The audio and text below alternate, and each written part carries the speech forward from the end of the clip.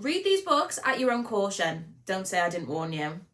Hello friends, my name is Michaela. Welcome back to my YouTube channel where we talk about all things books. Okay, we're going to start this video out with a bit of a disclaimer.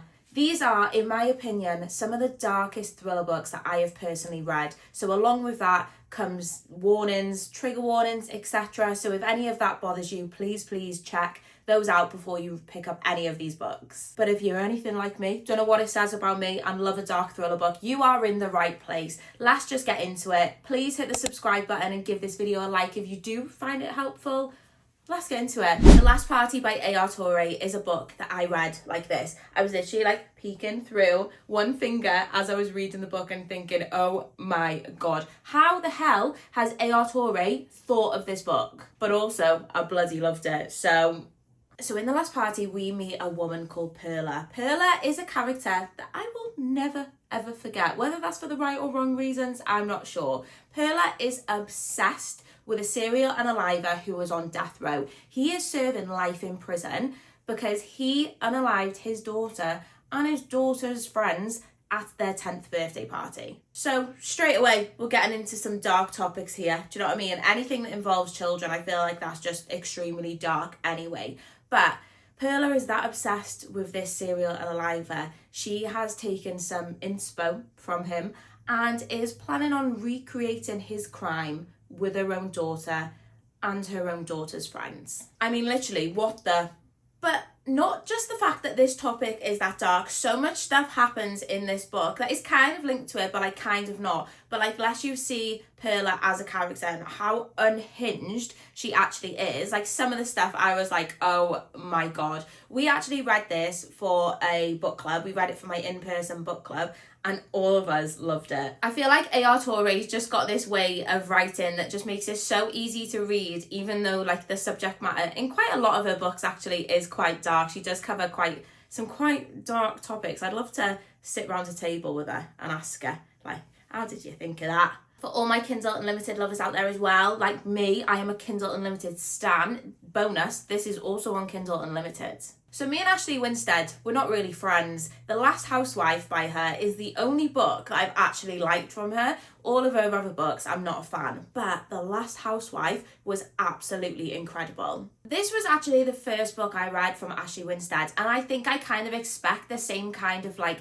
themes and darkness in every other book that I pick up from her, and I just never quite get that.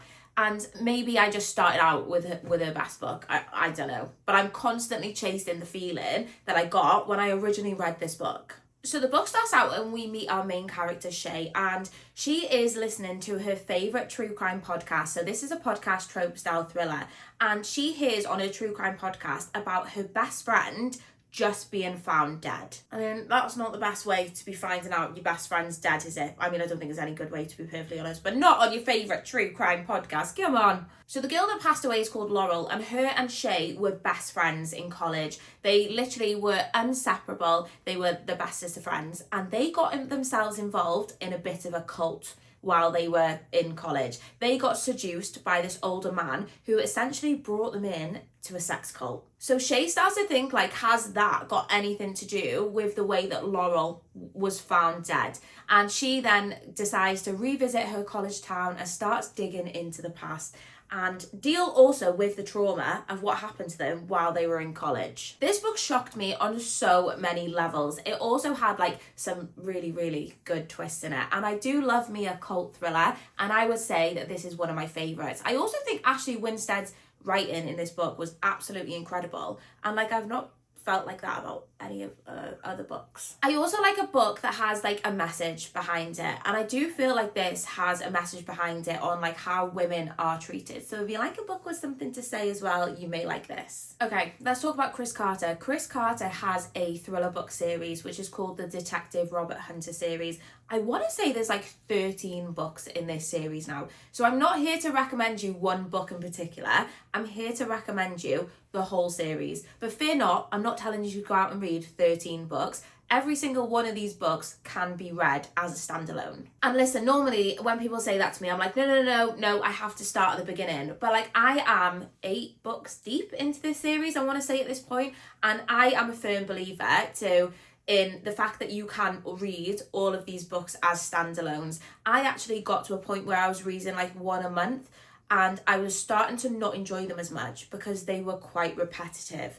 So I do genuinely believe you can just pick up this book anywhere in the series and start it. Because you're following like this police detective, like that's the main point of the series. Every single case is different. I feel like quite a lot of the information that you learn about the detective is just repeated in every single book, and I'm like, okay, I get it. He's got insomnia, he likes whiskey. Like that message is like hammered home to you in every book. So I have took a pause on the series at this time just because it was just getting so repetitive, and I was like, oh god, it feels like a copy and paste sometimes. But don't let that put you off, because some of the like unalivings and the serial unalivers in this book, oh my god, they are some of the darkest, most brutal crimes that I personally think I've read in a book. And I sit there sometimes and I'm like, how in the hell is this classed as a thriller? Like, how? I always wonder like what separates like the genres from being like thriller to horror, because this is so gruesome. And I always think it's mad that like you can walk into a supermarket and just pick these books up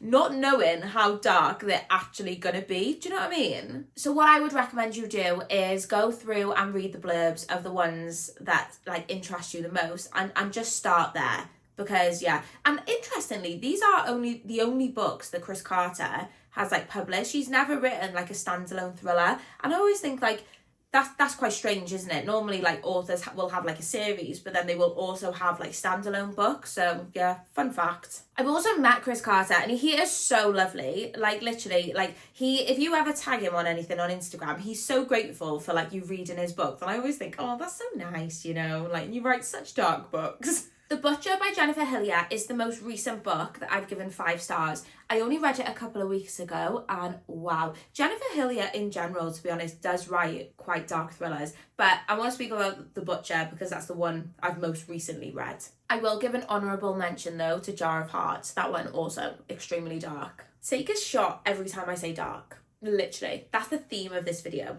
Dark. So in The Butcher, we are following a girl named Sam, and she is writing a true crime book. She's a true crime author, and she is writing the book about the butcher, who was a serial unaliver that was quite prolific. I want to say it was in like the 80s, and her boyfriend's granddad was actually the one to catch him, so he is infamous in the town that they live in. But Sam is convinced that her mum was unalived by the butcher, because like the way that they were killed is literally exactly the same. Like the butcher had a specific like thing that he would do, and Sam's mum also had that. But the problem is Sam's mum was killed 2 years after the butcher was caught, so realistically it can't be him. Or did they catch the wrong guy? I'm really hesitant to like say too much about this book because the blurb doesn't do it any form of justice, and there were so many times like in the first few chapters like I literally gasped. And I don't want to take that away from you, like, because they do happen in the beginning. I wouldn't say they're spoilers, but at the same time, I think you should go into the book having that reaction. So I'm not going to say too much more on it, apart from the fact that I absolutely loved it. I gave it 5 stars. This is actually quite an old thriller book as well. I want to say it was written over 10 years ago. And like, I do feel like it's aged quite well. Do you know, like sometimes like books, like they don't age out very well. I feel like this one really has. I've only got 2 books left to read from Jennifer Hillier, and I've completed her backlist. So let me know if you want me to do like a Jennifer Hillier author like backlist ranking video, like in the style of videos that I've done previously. Go check them out. Now I know I gave you the warning at the beginning about like you should be checking content warnings before you go into any of these books, but I'm really setting an alarm off here going, check your content warnings before you read The Midnight King by Tariq Ashkanani. This is a brand new release. It actually only came out in April, and this is potentially the darkest thriller that I have read in such a long time. Like I feel like it's like taking the #1 spot on like the darkest thrillers that I've read in the last 12 months. So The Midnight King is set in Nashville, and I don't think I've ever read a book that was set in Nashville, but I love the setting of it. And basically our main character, Lucas, is he our main character? I don't know. Anyway, he is from this town, and he is a best-selling author. Like all the town love him because he writes these books, and everyone absolutely adores him. But he's also a serial unaliver, and the town don't know that. Nathan is Lucas's son, and he is estranged from his father. He's not had anything to do with him over like the last 20 years, but now his father has just passed away, so he's had to go back to Nashville to sort out his like family estate, the funeral, things like that, when he finds a book called The Midnight King. And The Midnight King is his father's fictional confession. So basically Lucas has written a book, because he's an author, it's what he knows best, describing all of his crimes over the years, but told in a fictional way. So you get that like book within a book aspect of it, which I just absolutely love. So as you're reading the book, you're getting Nathan's perspective, and you're also getting a private investigator's point of view, because a little girl has just gone missing before Lucas died, and they think that she may have been his final victim. And then it'll all of a sudden switch to The Midnight King, and you're reading Lucas's book. So like it's literally like two separate books, a book within a book, Michaela. And it was just done so well. Like, because you've kind of got like those perspectives, you've got the book within a book, like as you're flicking through it, there was no like pacing issues or anything like that. And like, it's just got such a good twist. It's actually blurbed as the best plot twist of 2025. And whenever I see stuff like that, it always makes me nervous. I think, oh, you're kind of setting the book up to fail with that. But I can confirm it's got a really good twist. I was lucky enough to interview this author actually, and he was so nice. So like I said, when authors are nice, it just makes me like their books even more. Go pick up this book, but don't say I didn't warn you. I feel like when we talk about dark thriller books, everybody always talks about Pretty Girls by Karin Slaughter, which is an extremely dark book. I would completely agree.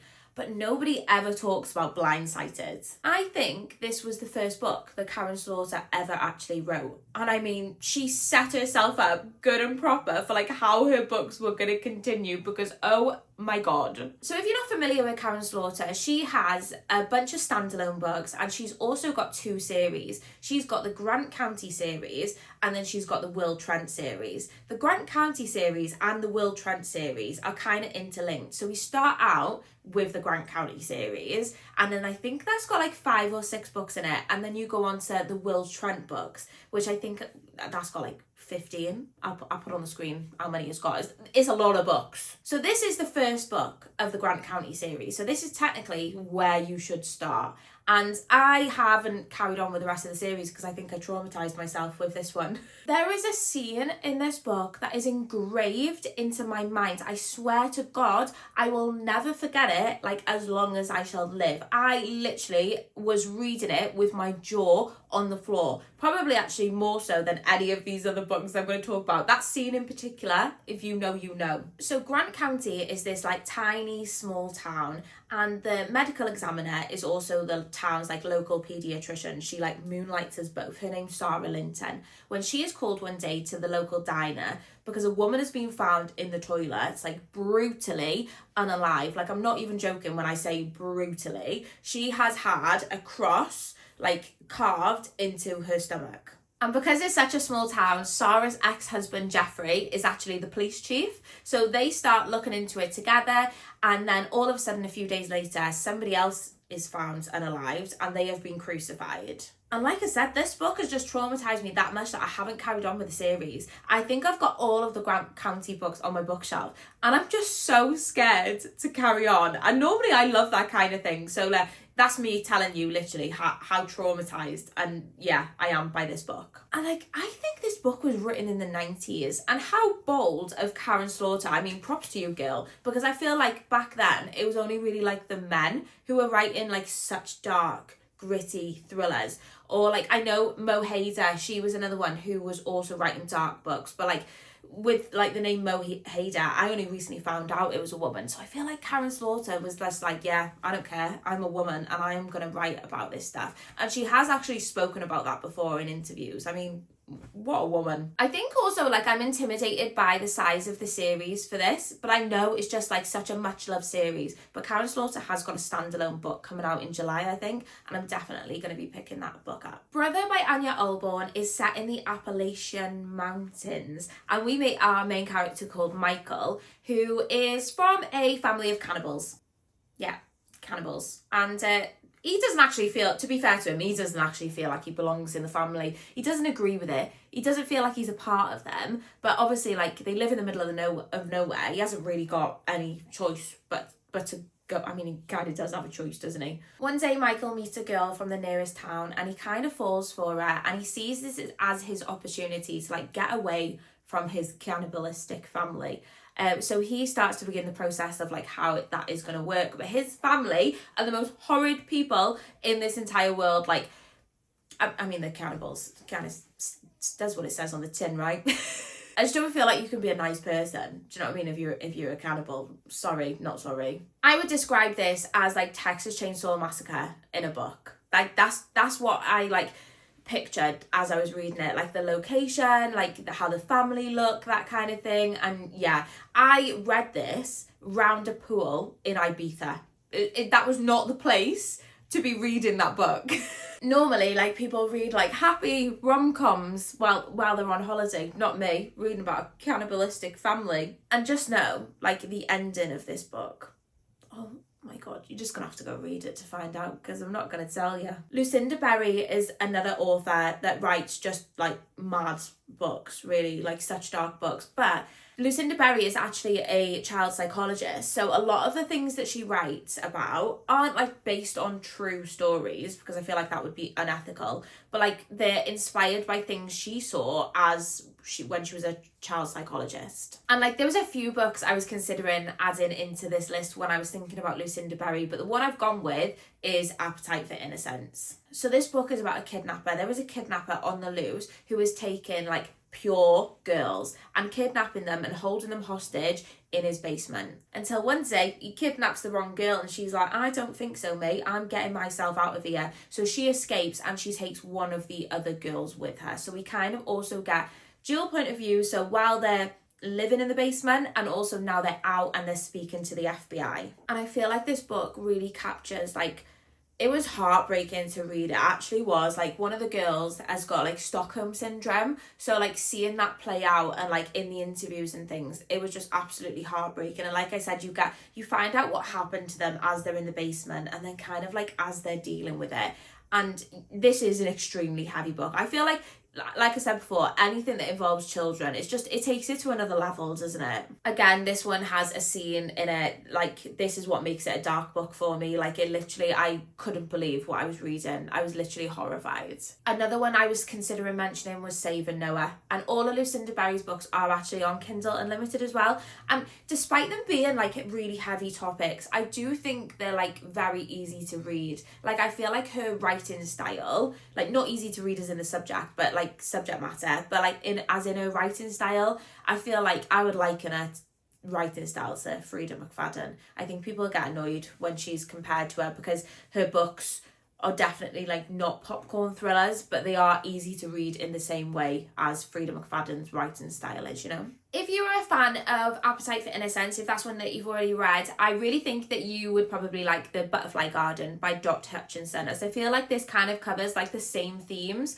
So we follow a bunch of girls who have all been kidnapped by this man, and he is keeping them in, the best way I can describe it is like a garden centre. That's how I could see it in my mind. Like, he's keeping them in the butterfly garden because these girls are his butterflies. And by that I mean, as soon as he kidnaps them, he tattoos full length wings onto their backs, like literally their entire back. So they're butterflies. And he keeps them in this place that is described like as like it's full of like plants, it's full of like greenery, and then it's got like a glass roof so like they can see the sky. So yeah, when I saw it in my mind, I thought of like, yeah, a botanical garden. Once he is done with these girls, he unalives them and he encases them in resin and hangs them up on the wall. Now listen guys, I warned you at the start of this video that we were going to be talking about very dark books. One day, thankfully, the FBI break in and they find these girls,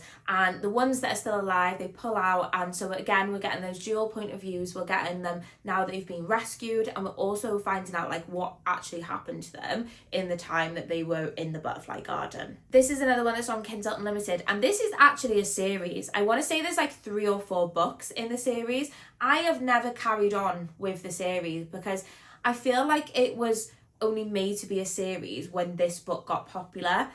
Do you know what I mean? Like, and I feel like it was never meant to be a series. So I never carry on those kind of books. I think, like, yeah, it was done with the first one for me. But I do know people that have read the full series and they did enjoy it, so. And the last book I want to speak to you about is Blood Oranges by J.M. Cannon. This book is incredible and deserves so much hype. J.M. Cannon is an author. She's one of my favourite authors. I love her. She's also an indie author, and we love supporting indie authors. Blood Oranges, we follow a woman called Catherine Cross, and Catherine Cross is a leader of a megachurch, which I fell down a rabbit hole when I read this book because I didn't realise like how like big of a thing this is in America. Obviously not all of America, but parts of America.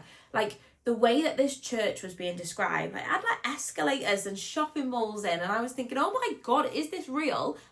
And it is. What? Anyway, she's a megachurch pastor, essentially a cult leader, and her daughter has just gone missing. So like the rest of the family, like Emily, who's the other sister, she's not really into the church or anything like that. She's obviously really concerned about her sister that's gone missing, but her mum's just using it as like a PR opportunity to like try and make her church more popular. So like Emily's trying to track down her sister, and oh my God, where this book goes. Again, these are just books that they're going to stay with me. Whether that's for the right or wrong reasons, I'll let you decide.